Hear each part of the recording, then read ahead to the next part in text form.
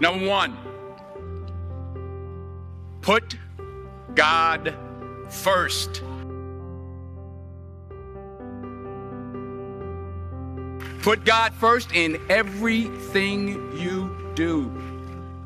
Everything that you think you see in me, everything that I've accomplished, everything that you think I have, and I have a few things, everything that I have is by the grace of God. Understand that. It's a gift. 40 years ago, March 27th, 1975, it was 40 years ago, just this past March, I was flunking out of college. I had a 1.7 grade point average.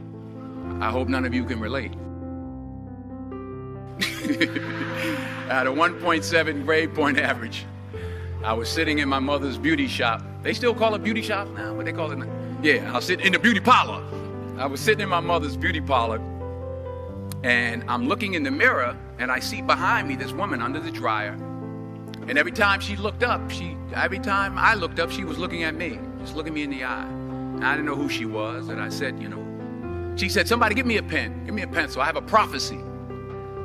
March 27, 1975, she said, boy, you are going to travel the world and speak to millions of people. Now, mind you, I flunked out of college. I'm thinking about joining the army. I didn't know what I was going to do, and she's telling me I'm going to travel the world and speak to millions of people.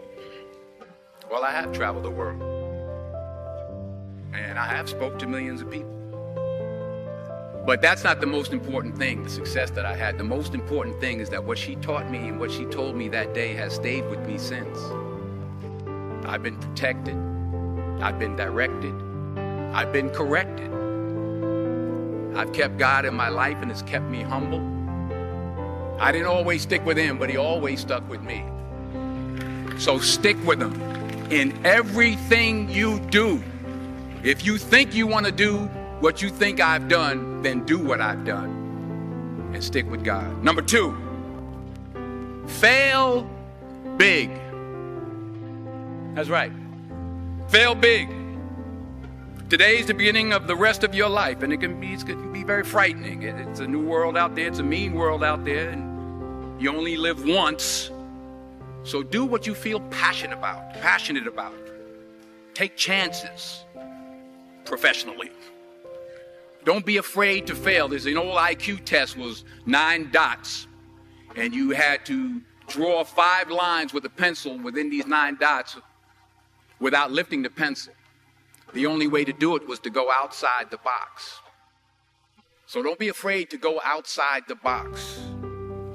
Don't be afraid to think outside the box. Don't be afraid to fail big, to dream big. But remember, dreams without goals are just dreams, and they ultimately fuel disappointment. So have dreams, but have goals. Life goals, yearly goals, monthly goals, daily goals. I try to give myself a goal every day. Sometimes it's just to not curse somebody out. Simple goals, but have goals. And understand that to achieve these goals, you must apply discipline and consistency. In order to achieve your goals, you must apply discipline, which you've already done, and consistency every day, not just on Tuesday and miss a few days. You have to work at it every day. You have to plan every day. You've heard the saying, we don't plan to fail, we fail to plan. Hard work works. Working really hard is what successful people do. And in this text, tweet, twerk world that you've grown up in, remember, just because you're doing a lot more doesn't mean you're getting a lot more done. Remember that. Just because you're doing a lot more doesn't mean you're getting a lot more done. Don't confuse movement with progress. My mother told me, she said, yeah, because you can run in place all the time and never get anywhere. So continue to strive, continue to have goals, continue to progress. Number 3, you'll never see a U-Haul behind a hearse. I'll say it again. You'll never see a U-Haul behind a hearse. I don't care how much money you make, you can't take it with you. And it's not how much you have. It's what you do with what you have.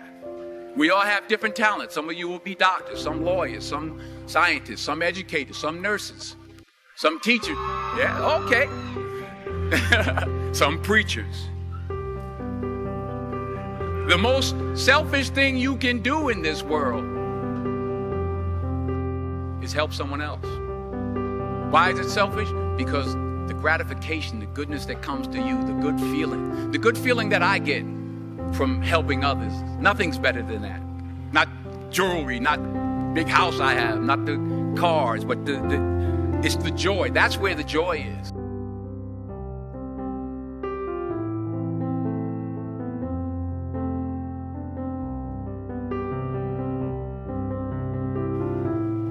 Finally, I pray that you put your slippers way under the bed tonight, so that when you wake up in the morning, you have to get on your knees to reach them.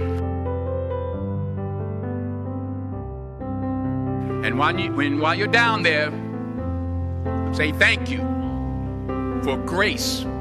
Thank you for mercy. Thank you for understanding. Thank you for wisdom. Thank you for parents.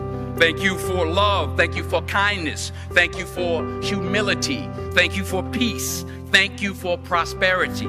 Say thank you in advance for what's already yours. That's how I live my life. That's why I am. One of the reasons why I am today. Say thank you in advance for what is already yours. True desire in the heart for anything good is God's proof to you, sent beforehand to indicate that it's yours already. I'll say it again. True desire in the heart, that itch that you have, whatever it is you want to do, that thing that you want to do to help others and to grow and to make money, that desire, that itch, that's God's proof to you, sent beforehand already to indicate that it's yours. And anything you want good, you can have. So claim it. Work hard to get it. When you get it, reach back. Pull someone else up. Each one, teach one. Don't just aspire to make a living. Aspire to make a difference.